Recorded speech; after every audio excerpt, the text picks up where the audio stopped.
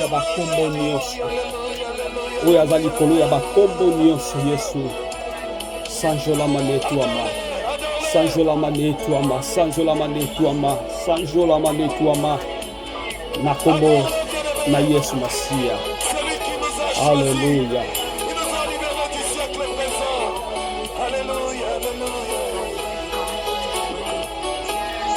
Nabenga yo bakombo niye. Nabenga yo papa na bana. Haleluya motema. Yesu ya motema. Nabenga yo bakombo niye. Nabenga yo papa na bana.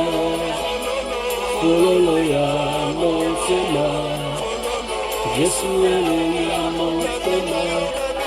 Nabenga yo na kombo niye. Nabenga yo papa na bana. Kololo ya motema. Yesu ya motema.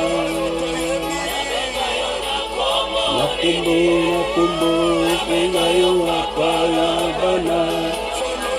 Kololo ya motema.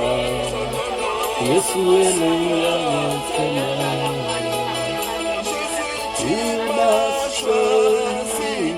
Jésus, tu m'as touché, tu m'as touché.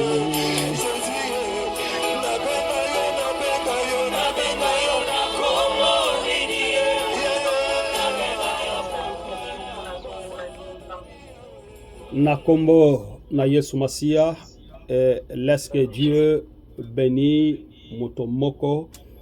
Oyo azalaki na biso quelques minutes na losambo na biso tolingi tozwa partie ya exhortation pour permettre biso tozwa pe lisusu na suka ne fils que 5 minutes ya prière pour to sceller oyo nzambe abongisi biso na tongwa lelo place tozali tobeti maboko pour la gloire de Dieu beta maboko si kozali sika nzambe apambola yo nalobaki prière na yo sali eza lokola muta sali prière ya une année, c'est-à-dire au lobby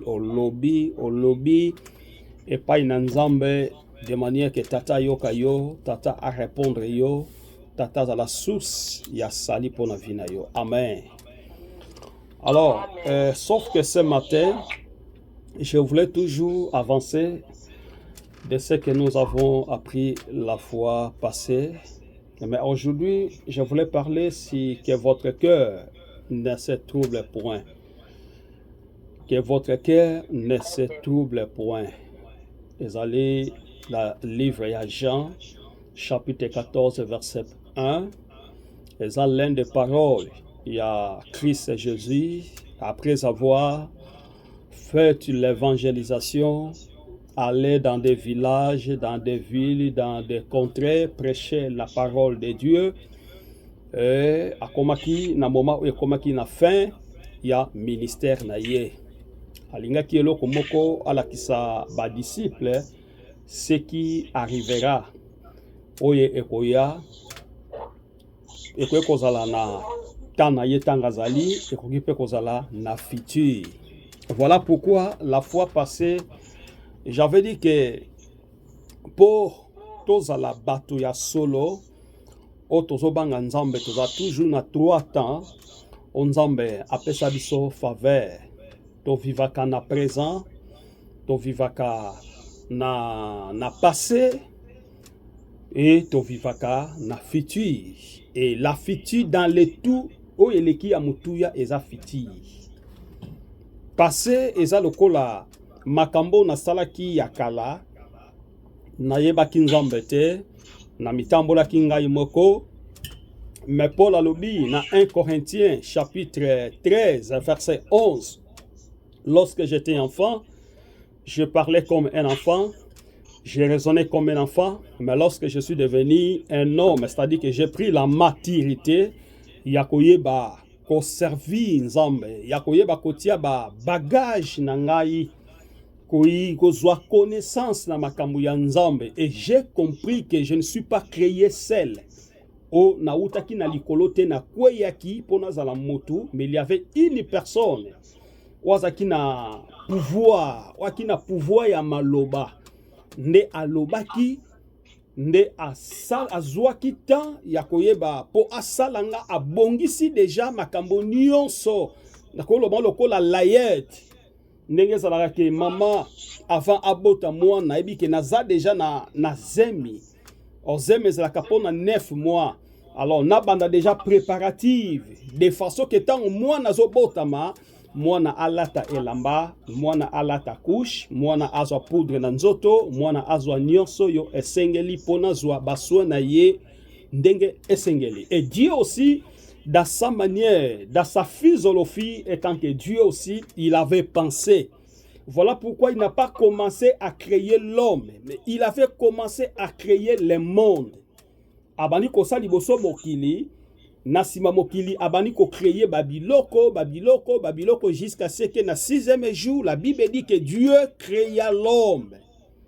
Bien-aimé, tala bonté na nzambe, bolamu na nzambe.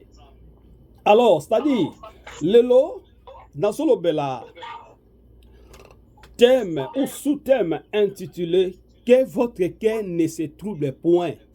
Mitema na bino emitungisa te, mais tiande mutema na yo loba ke motema nanga emitungisa te. Et dans le livre ya Jean chapitre 14 verset 1er, verset 1, je lis la parole de Dieu écrit seulement. Si vous êtes là, si vous pouvez vérifier si les écritures, c'est très bon. Alors la Bible dit dans le livre de Jean chapitre 14 verset 1, Bible dit, Jésus dit, Yesu alobi, que votre cœur ne se trouble pas, mite manabino emitungisa te. Ayez foi en Dieu, bozala na kondima epai na nzambe, ayez aussi foi en moi, pe bozala pe susu na kondima epai na nga. Bien-aimé, quand vous lisez ou vous méditez cette parole, nous allons trouver des choses importantes. Je voulais dire quelque chose parce que vous êtes l'un des personnes au bas prêchaka, au bas quand même la connaissance ya makamanzambe devant une verset biblique. Tango ozako tanga yango, okomona yo moko tango ozotanga déjà que nyonso babandi ko lobela eza utile, mais il y a des clés, des paroles o eza clés. Na ba parole eza clés bisika yo kozwa makanisi bomoto bonzambe nde okoyeba ko transformer ya lokola clé ya nyonso balobeli nde ezali makambo oyo ndenga balobi. Jésus dit na bayekoli na ye que votre cœur ne se trouble pas, mitema na bino emitungisa te. Ayez foi en Dieu, mais bozala na kondima epai na nzambe. C'est ça la première chose. Ayez foi en Dieu. Il n'est pas dit que bozala na foi epai ya baboti na bino, bozala na foi epai ya bakoko na bino, bozala na foi na bino epai ya bakamaradi, bozala na foi na bino epai basongolo. Non, il n'est pas dit ça. Il a dit ayez foi en Dieu, parce que il sait nzambe nde aza capable likolo na nyonso. Nzambe nde apesaka motuba ouverture, nzambe nde afongolaka atushaka mitema ya bato, atushaka mitema ya bakolegi, atushaka mitema ya moto moko songolo, atushaka connaissance moko songolo. C'est Dieu, ce n'est pas lui, mais c'est Dieu qui l'a touché. Et alobi lisusu le même verset, alobi ayez aussi en moi pe bozala pe na kondima epai nanga. Pourquoi faut bozala kondima epai nanga? Parce que c'est moi qui était la parole. Onzamba pesaki pouvoir yakoya kolakisa bino nde nzambe azalaka nde tata, nzambe nde azalaka mosungi na biso, nzambe nde azali, nzambe nde azana bomoi, nzambe nde aza capable, nzambe nde aza solution, nzambe nde aza eyano. Voilà ce que Jésus-Christ voulait dire à ses disciples. Or, le travail des disciples, c'était dans le livre de Matthieu chapitre 28, 19. Allez de fête de toutes nations, mes disciples, que ne ko comme sabatu ba disciple nanga, na mokili mobimba na nsima na yango ya kolakisa bato ke nga naza na bomoi. Et vous priez aussi pour des gens et soki bobondeli pona bato bandiminga bo baptiser bango bien-aimé. Voilà le message que Jésus-Christ il avait laissé à ses disciples bien-aimés. Donc nous avons un grand devoir étant que les disciples. Quand on parle des disciples, des disciples, ce sont des personnes qui suivent, qui est aussi leur maître. Alors Jésus, il était comme un guide. Azaki guide, oyo ba disciple nyonso, oyo bato nyonso, babandaki kolanda ye. Na esika nyonso, ezaka toujours na un guide. Parce que ceux qui guident azate, ceux qui n'ont pas moko mokonzi azate, président azate, moke kota kanabitumba. Moto nyonso akolinga yaza la président, moto nyonso akolinga ke yaza la chef. Mais soki mokonzi azali, mboka lataka posture mosusu et lataka pe forme mosusu parce que Dieu est là et nyonso ezetambola na ndenge esengeli. Alors balobi ke mitema na biso emitungisa mate, c'est-à-dire il y avait un problème qui s'émergeait dans nos cœurs. Ezaki na makambo o ezalaki na mitema na biso. Et qu'est-ce que le cœur? Le cœur, selon la Bible, ezali ba effet. Bon, comment dirais-je? En effet, c'est avec le cœur que l'on croit et parvient à la justice, selon la Bible. Moi, j'ai défini ça selon la Bible. Selon la Bible, motema nde ezali eloko oyo ezako mema biso na bosembo. Ezako mema biso na ba chemin oyo ezali ya malamu. Parce que motema eza central. Ya likambo nyonso mutu akoki kosala na vie. Na vie eza na biloko mibale oyo biso ba Kristo eza important. La première chose, c'est l'Esprit de Dieu. Et la deuxième chose, c'est nos cœurs. Il y a liboso eza molimo na nzambe, ya mibale eza motema na biso. Pourquoi na lobi ngona eza biloko mibale eza différent. Le cœur, motema nde aza centre, azozwa toutes les réactions ya vie na biso, ya bomoi. Bien aimé, tango zokaka pota, pasi eyaka na motema. Tango osalaka eloko moko bobie ba fingi yo, ou ba tioli yo, ou ba critiquer yo. Pasi eyaka na nzoto te me eyaka na motema. O nyonso bakoki kosala epai na yo lokola choc.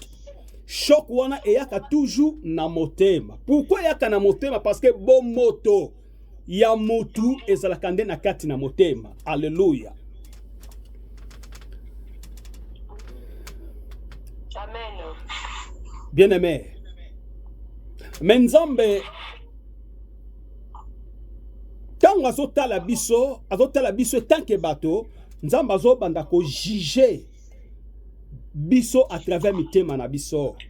Parce que acte nyonso mutu akoki ko poser, acte nyonso mutu akoki ko sala ebandaka na mutema nde et se transformer na kati na nzoto et nzoto nde à travers motema, parce que na kata motema eza na ba pensée, eza ba réaction, eza na ba nyonso, mais nzoto nde akolata manifestation ya eloko nyonso yo lingi agir.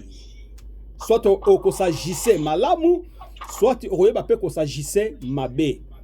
Et Dieu savait que motema ya mutu eza makambo ezali tellement ebele. Yanga zoloba le cœur de l'homme est tortillé par des tours. Et qui peut les reconnaître?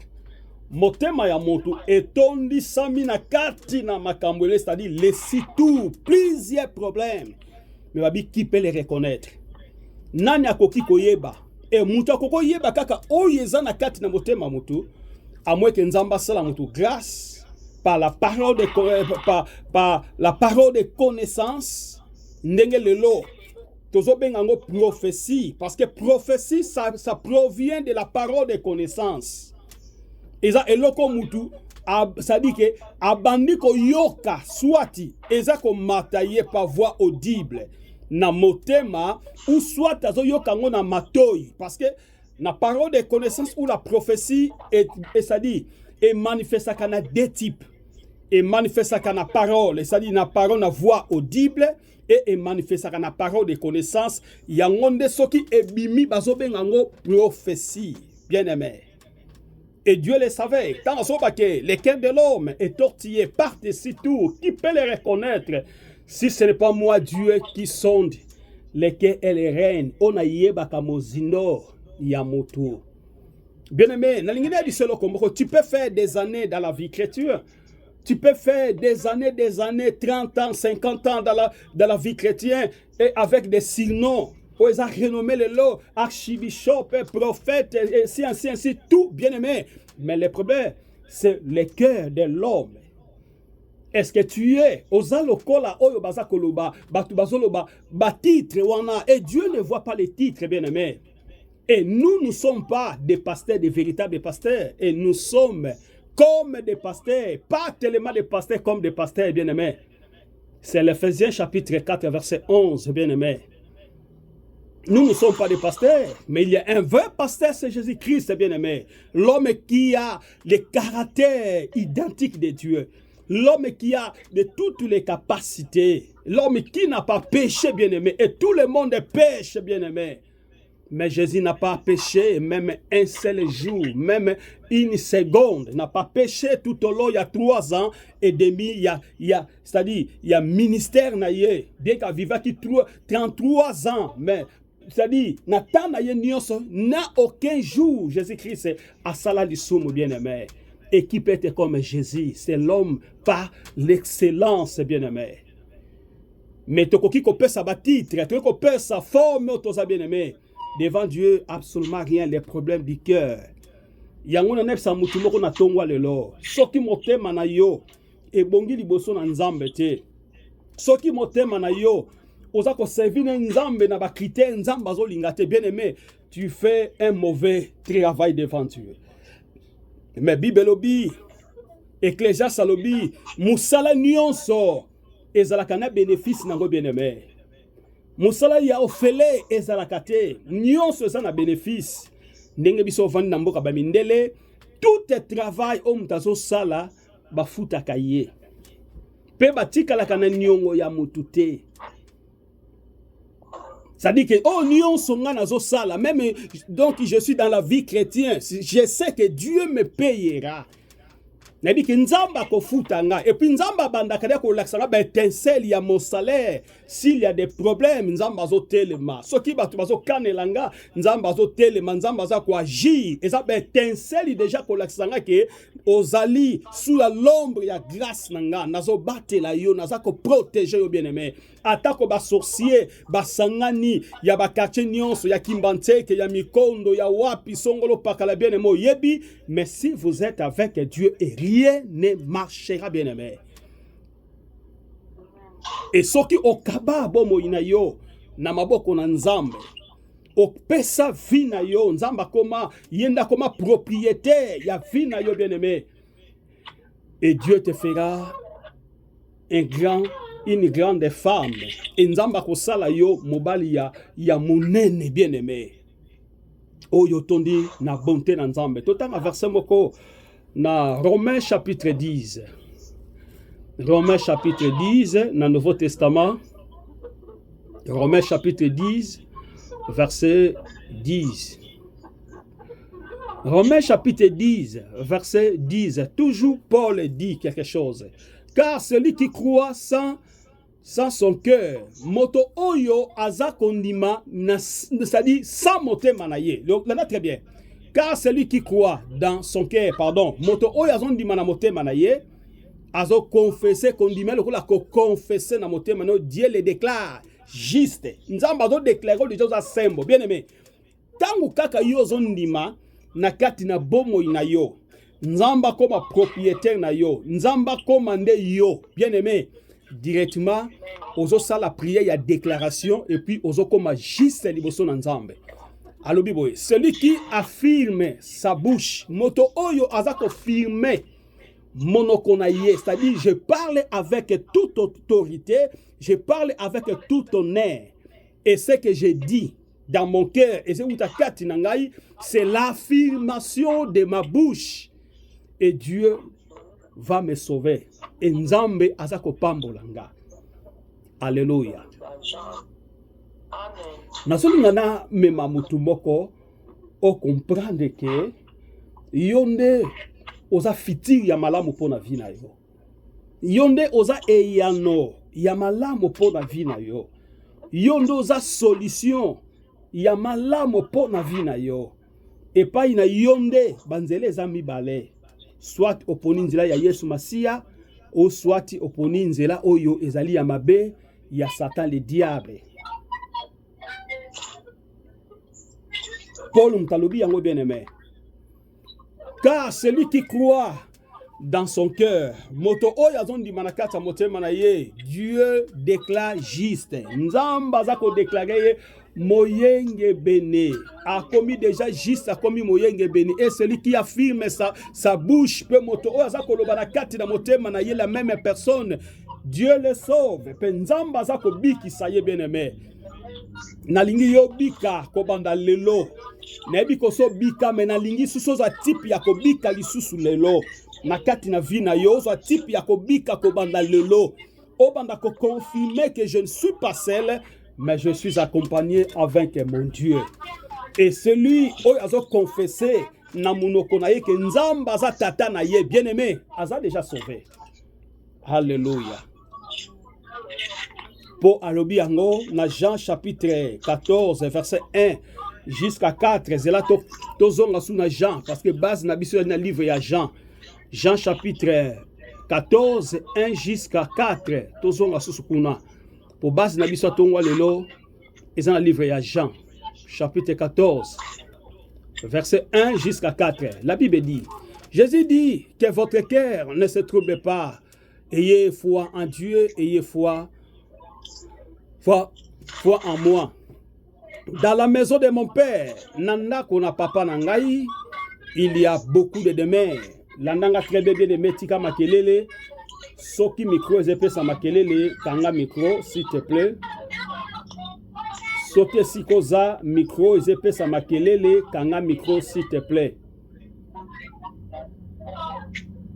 Soki esikozali micro ezepé sa ba retour s'il te plaît, kanga micro. Pour makelele nyonso eza kuna ezongawa. Alors, dans verset 2, dans la maison de mon père, nanda kona papa nangai, il y a beaucoup de demeures. Et zanaba isika ebele. Si ce n'est pas vrai, soke zalaki solote, je vous l'aurai. Na lingaki. Landa phrase bien aimé. Jésus azoyebisa Jean, apôtre Jean, dans Jean chapitre 14 verset 1 jusqu'à 4, mais dans verset 2, habite dans la maison de mon père. Nanda kona papa nanga, il y a beaucoup de demeures. Et zana baisika ebele, c'est-à-dire il y a plusieurs travail à faire.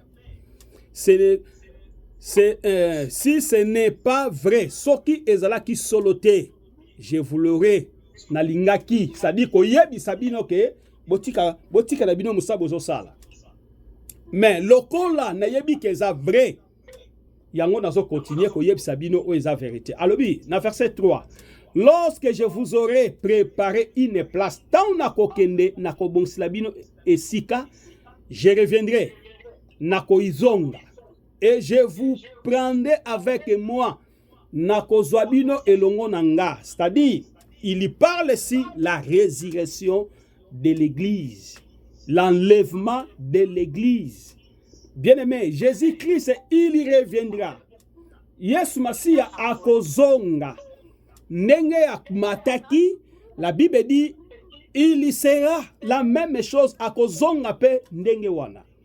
Bien-aimé, nasambe la kapamba te. Pona yebi ke Yesu akoya. Ata soko kufi bien-aimé, na tombo, esika bakunda yo, mikuwa na yo, ekolata nzoto. Nzoto babengi nzoto ya boete. Na nzoto babengi corps théophanie.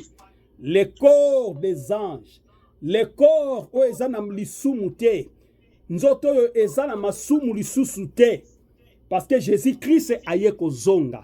Lorsque je vous aurai préparé une place, tant on a commencé la bino esika, je reviendrai na kozonga et je vous prendrai avec moi. Pe na kozwabino elongo nanga. Afin que vous soyez vous aussi là où je suis. na yango pe po bozala esika oyo nga naza déjà. Alléluia. Bible lobi Jésus il est à droite du Père.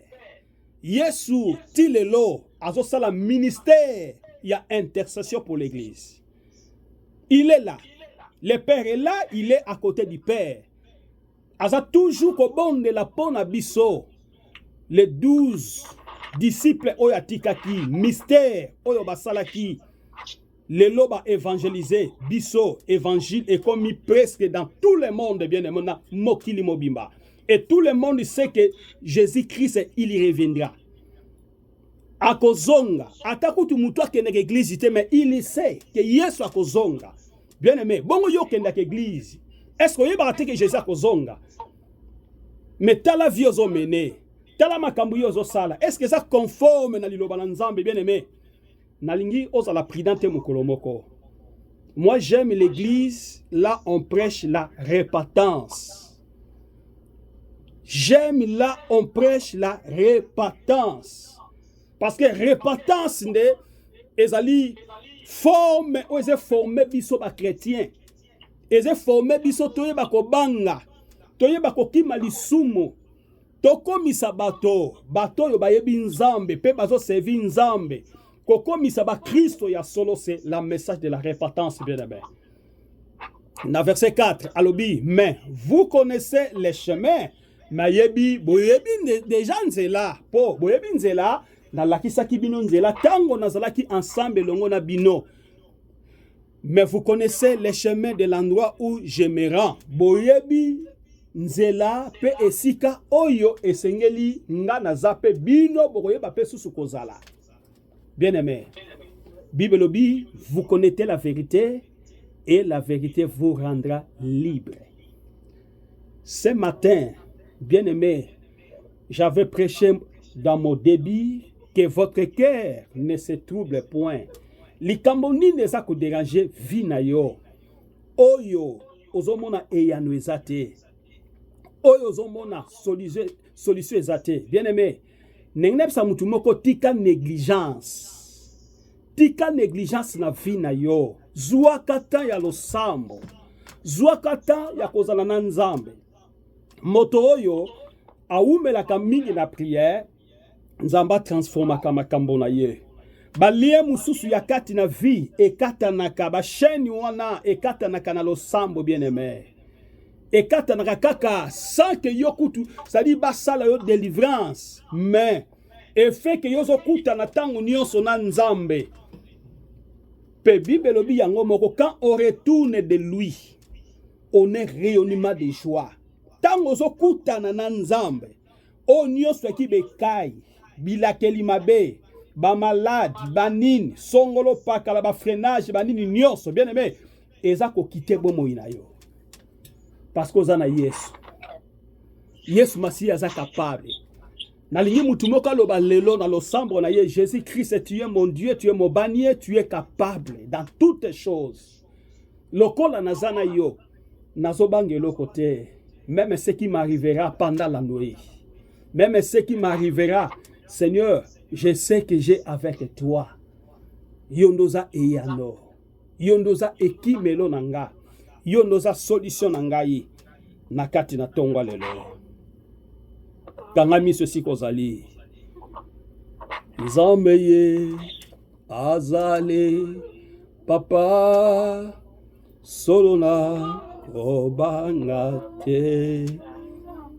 Nzambe ye azali papa nabiso solona obanga te. Encore une fois. Nzambe ye azali papa solona kobangati. Nzambe ye azali papa nabiso solona kobangati. Bondele pa Nzambe liloba otoyoki to bonde na kombo na Yesu Masiya.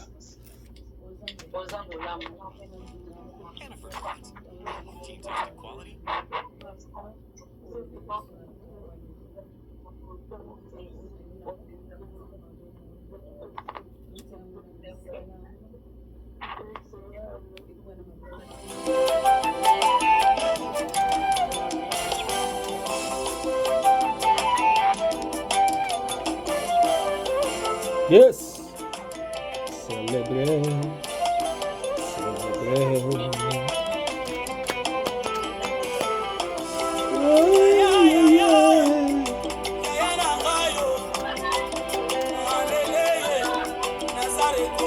Bien-aimé, tobondela, ozobondela, ozolanda mpe nzembo oyo.